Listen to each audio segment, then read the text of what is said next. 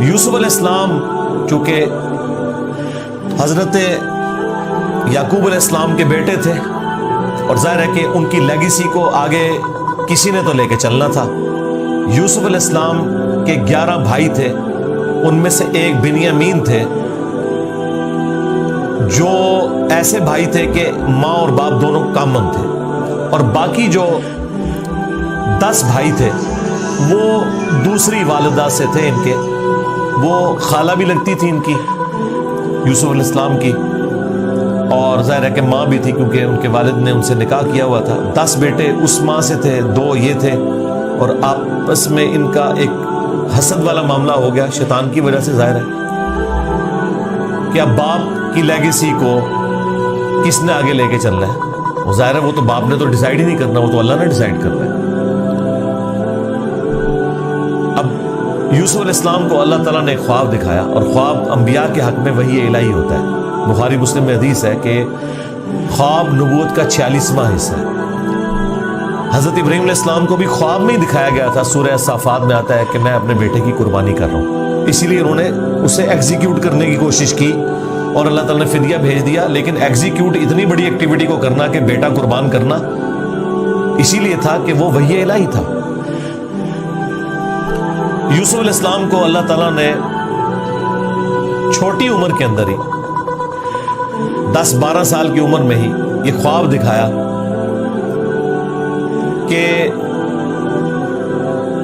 11 ستارے اور سورج اور چاند انہیں سجدہ کر رہے ہیں. اس خواب کا ذکر انہوں نے اپنے والد سے کیا. ظاہر ہے اس زمانے میں تو والد ہی ڈائریکٹ ٹریننگ کیا کرتے تھے اپنی اولاد کی، اور ایک بڑی فرینکنس ہوتی تھی. اور پھر نبی کی اولاد حضرت یعقوب علیہ السلام کو پتہ چل گیا کہ میری اس نبوت کا وارث اب یہ ہونے والا ہے، یعنی 12 بچوں میں سے اس کے سر کے اوپر یہ تاج نبوت سجنا ہے. تو ظاہر ہے باقیوں نے تو حسد کرنا ہے، حسد تو آ ہی جاتا ہے. آدم علیہ السلام کے بیٹوں میں آیا تھا، تو یہ اولاد آدم والا ہی معاملہ ہے. بہرحال وہ حسد آیا. حضرت یعقوب علیہ السلام نے یوسف علیہ السلام سے کہا تھا کہ اس خواب کا ذکر تم نے اپنے بھائیوں سے نہیں کرنا، ورنہ وہ تمہارے خلاف کوئی نہ کوئی چال چلیں گے. لیکن بہرحال یہ خواب والی بات کسی طریقے سے لیک ہو گئی. یوسف علیہ السلام نے تو نہیں کی، لیکن شاید آپ کی بیوی نے سنی اور انہوں نے باقی بیٹوں تک بات پہنچا دی. بہرحال کچھ ہوا ایسا معاملہ، اور ان کو اس اعتبار سے بھی اشارے مل گئے کہ یوسف علیہ السلام کے ساتھ زیادہ برتاؤ ایکسٹراڈنری کرتے تھے یعقوب علیہ السلام، کیونکہ انہیں پتا تھا کہ یہ اللہ کے پیغمبر ہیں اور انہوں نے اس توحید کی دعوت کو میرے بعد آگے لے کر چلنا ہے. حضرت یعقوب علیہ السلام کے جو باقی بیٹے تھے 10، 11واں تو خیر وہ چھوٹا تھا، وہ ان کا چھوٹا بھائی تھا، اس کے ساتھ تو مسئلہ کوئی نہیں تھا. وہ 10 بیٹوں نے اپنے باپ سے کہا کہ ہم دیکھتے ہیں کہ آپ بڑے پوزیسو ہیں یوسف کے معاملے میں، اسے آپ ہمارے ساتھ بھیجیں، یہ بھی ہمارے ساتھ کھیلا کودا کرے. جب ہم اپنے جانوروں کو چرانے کے لیے لے جاتے ہیں تو اس کو بھی ساتھ لے جائیں گے، تھوڑی اس کی بھی آؤٹنگ ہو جائے گی.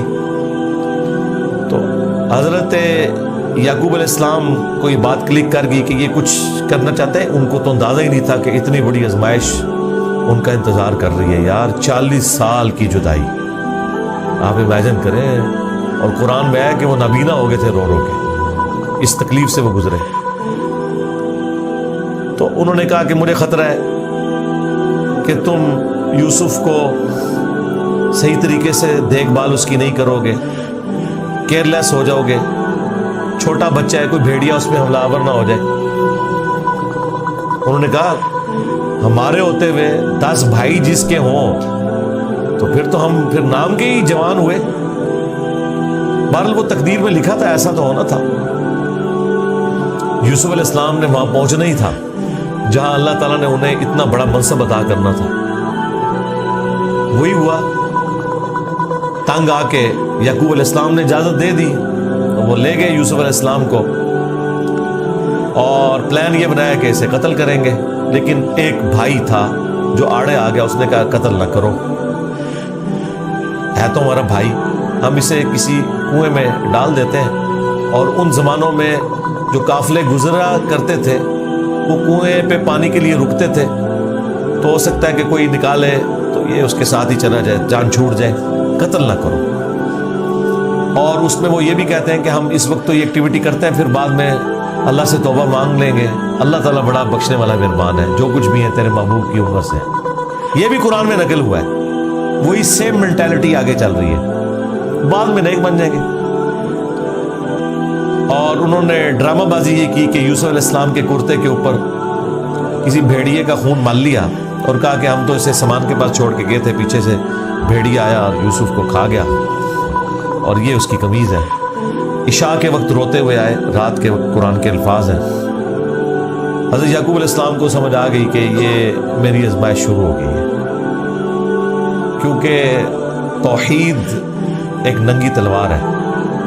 انہیں سمجھ آ گئی تھی کہ میں نے اپنے بیٹے سے جو اتنی شدید محبت رکھی ہے نا، اللہ تعالیٰ مخلوق کی محبت کو برداشت نہیں کرتا، ایٹ لیسٹ ایک پیغمبر کے دل میں اس ایکسٹریم لیول کے اوپر جا کر۔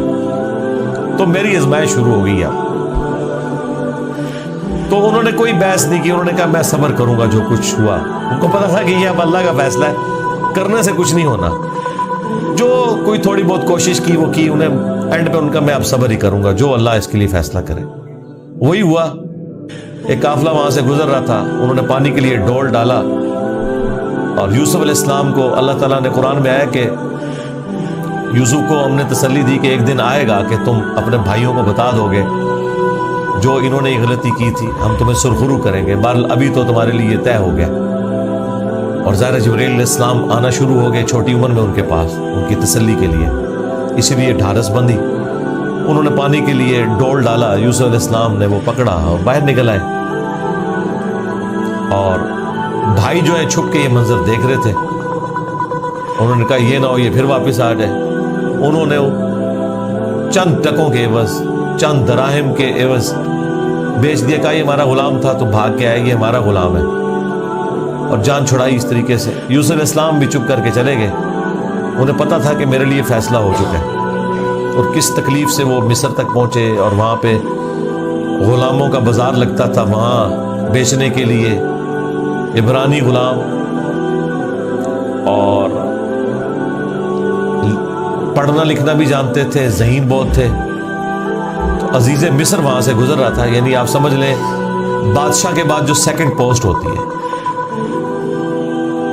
اس نے دیکھا کہ یہ تو شکل ہی غلاموں والی نہیں ہے، یہ کوئی ایکسٹرا آرڈنری بندہ ہے۔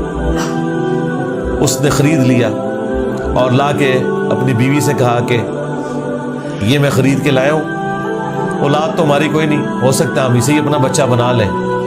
اور یوں یوسف علیہ السلام کہاں دور دراز کے شام کے علاقے جو سویلائزڈ بھی نہیں تھا، بھیڑ بکریاں چرانے والے بدو لوگوں میں سے اٹھ کے اس وقت کی سب سے سویلائزڈ حکومت مصر کی، فرعونوں کی حکومت، آج تک آپ یہ اہرام مصر گیزا کے جو ہے پیرامڈز یہ دیکھ رہے ہیں، یہ ان لوگوں نے تعمیر کیے ہوئے۔ وہاں پہنچ کے اور قرآن کے الفاظ ہیں کہ ہم نے یوں اس کے لیے معاملہ آسان کر دیا کہ وہ عزیز مصر کی تربیت میں رہے اور علم حاصل کریں۔ ظاہر ہے کہ وہ کتنی بڑی بڑی میٹنگز ہوتی ہوں گی، جس میں میٹنگ کا ارینجمنٹ کرنا، کھانے پینے کا ارینجمنٹ کرنا، اور ایک خادم کی حیثیت سے باتیں بھی سنتے ہوں گے۔ یوں اللہ تعالیٰ نے ان کی لرننگ کروائی،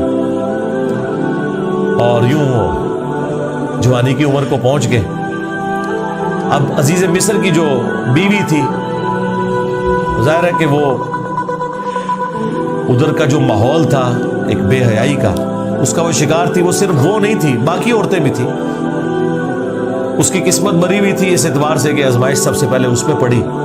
یوسف علیہ السلام کو اللہ تعالیٰ نے حسن دیا ہوا تھا، تو وہ ان پہ فریفتہ ہو گئی، اور اس نے کوشش کی کہ انہیں برائی پر آمادہ کرے۔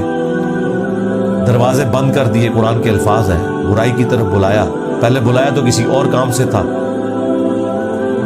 اور اللہ تعالیٰ نے قرآن میں کہا کہ اس عورت نے یوسف کا قصد کیا، یوسف بھی قصد کر لیتا اگر اپنے رب کی نشانی نہ دیکھ لیتا، برہان۔ اور وہ نشانی قرآن میں نقل نہیں ہوئی، اسرائیلی روایتوں میں ملتا ہے کہ ان کو ان کے والد یعقوب علیہ السلام کی شبیہ دکھائی گئی، جو کہ یوں انگلی سے اشارہ کر رہے تھے کہ بیٹا یہ کام نہیں کرنا، اس طرف نہیں آنا، تو وہ بچ کے، ظاہر ہے اللہ نے فرمایا کہ یہ ہمارے مخلص بندے تھے، یعنی مخلص چنے ہوئے، ایک لفظ ہے مخلص جو اخلاص شو کرتا ہے، ہم مخلص ہونے کی کوشش کرتے ہیں، لیکن مخلص پیغمبر ہوتے ہیں جنہیں اللہ اپنے لیے خالص کر دیتا ہے۔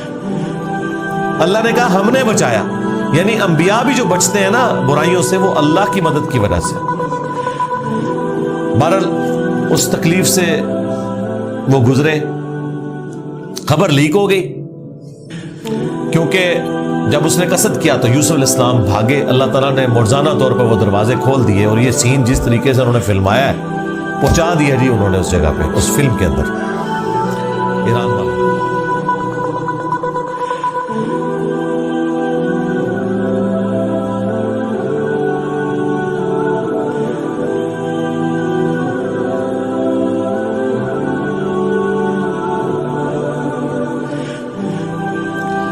بہرحال قرآن کے الفاظ ہیں، جب وہ دروازے کے اوپر پہنچے تو وہاں سے عزیز مصر آ گیا، اور پیچھے عورت بھی ہے تو اسے بھی شک پڑ گیا۔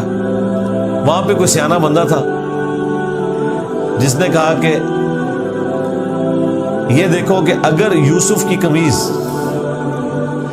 آگے سے پھٹی ہوئی ہے تو یوسف جو ہے وہ مجرم ہے، اور اگر یہ پیچھے سے پھٹی ہوئی ہے تو پھر وہ عورت مجرم ہے، کیونکہ یوسف علیہ السلام بھاگے تھے، اس نے پیچھے دوڑ لگائی ان کو پکڑنے کے لیے، تو پیچھے سے قمیض پھٹی ہوئی تھی اور وہ پیچھے سے پھٹی نکلی۔ ایران والوں نے فلم میں یہ فلمایا کہ وہ ایک شیرخوار بچہ بول اٹھا، لیکن یہ دور کی بات ہے، اگر یہ واقعہ ہوا ہوتا تو سارے کے سارے یوسف علیہ السلام کو اسی وقت نہ مان لیتے کہ یہ تو کوئی عام انسان نہیں ہے۔ مجھے لگتا ہے کوئی سمجھدار آدمی تھا جس نے مشورہ دیا، اور یہ لاجیکل بھی تھا۔ تو عزیز مصر کو پتہ چل گیا کہ اس عورت کی چال ہے، پھر بھی وہ باز نہیں آئی۔ جب اس کی خبر لیک ہوئی تو اس نے کہا میری تو دم کٹ گئی ہے، میں اب ساری عورتوں کی دم کٹواؤں گی۔ اس نے وہ جتنی بڑے اشرافیہ وہاں مصر کا تھا ان ساری عورتوں کو دعوت پہ بلایا، اور سب کے ہاتھ میں ایک ایک چھری دے دی، قرآن کے الفاظ ہیں، اور ایک ایک سیب دیا، اور یوسف علیہ السلام کو کہا کہ ان عورتوں کے سامنے آؤ۔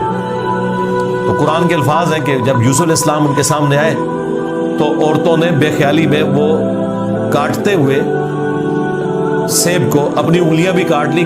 کاٹنے سے مراد یہ نہیں کہ وہ کٹ کے لادہ ہوگی، مراد یہ کہ اس پہ تھوڑا بہت زخم آیا، یہ اتنا نہیں ہے کہ وہ انگلیاں ٹوٹ ٹوٹ کے کوئی لادہ ہو گئی تھی، یا کو ساری عورتوں نے یہ سب کچھ کر لیا۔ ڈاکٹر سار صاحب نے اس کی اچھی توجہ بیان کی ہے کہ ہو سکتا ہے کہ کسی عورت کی انگلی زخمی ہو، اور یوسف علیہ السلام جو کہ غلام تھے وہ اس کی طرف متوجہ ہوں کہ میں اس کو پٹی کر دوں یا اس کے لیے کچھ ارینجمنٹ کروں، تو باقی عورتوں نے یوسف علیہ السلام کو اپنی طرف اٹریکٹ کرنے کے لیے جان بوجھ کے خود ہی اپنی انگلی کاٹی ہو کے تاکہ وہ متوجہ ہوں۔ کوئی بہرحال اس طرح کا سلسلہ ہوا ایک ایکسٹرا آرڈنری، اور جب یہ حالت ہوئی تو اس نے پھر کہا کہ ہاں یہ تھا جس کے لیے تم مجھے بات کر رہی تھی، تم لوگ بھی تو اس میں گرفتار ہو گئے۔ اور پھر اس کی ڈٹائی ہے، اس نے کہا کہ میں اسے برائی کی طرف بلا رہی ہوں، اگر اس نے یہ میری بات نہ مانی تو میں اسے جیل میں ڈلوا دوں۔ تو یوسف علیہ السلام نے دعا کی کہ یا اللہ مجھے جیل قبول ہے اس برائی کے عوض، کہ میں تیرا مجرم بنوں۔ دیکھیں کوئی گناہ بھی نہیں کیا، برائی سے بچے ہیں، ہم ہوں تو ہم کہ ہمیں انعام ملے، وہ کہہ رہے ہیں مجھے انعام میں جیل مل جائے کہ میں ان کے شر سے بچ جاؤں۔ بہرحال پھر وہ بہانہ کر کے ان عورتوں نے جھوٹے الزامات لگا کے یوسف علیہ السلام کو جیل میں ڈلوا دیا۔ یوسف علیہ السلام بھی راضی تھے، ٹھیک ہے چلے گئے۔ آلموسٹ 9 سے 10 سال تک وہ جیل میں رہے، اور وہ جیل کا جو انہوں نے سین فلمایا ہے وہ بندہ دیکھ نہیں سکتا، جو وہاں پہ کس پرسی کی حالت تھی بہرحال انہوں نے گزاری، لیکن آپ کے اخلاق سے متاثر ہو کے دعوت توحید بھی وہاں پہ پہنچی۔